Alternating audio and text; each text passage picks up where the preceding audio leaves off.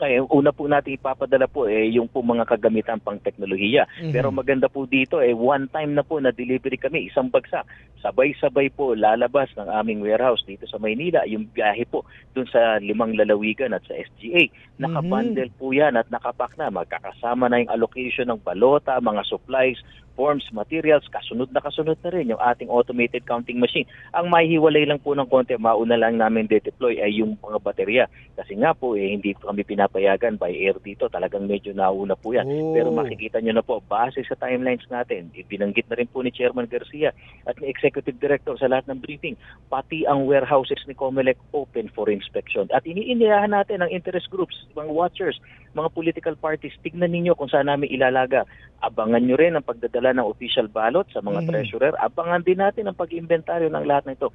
Lahat po ay covered ng ating transparency. At saka pag lumabas na ng COMELEC compound, wala nang ano dyan. Hindi na hawak yan ng COMELEC.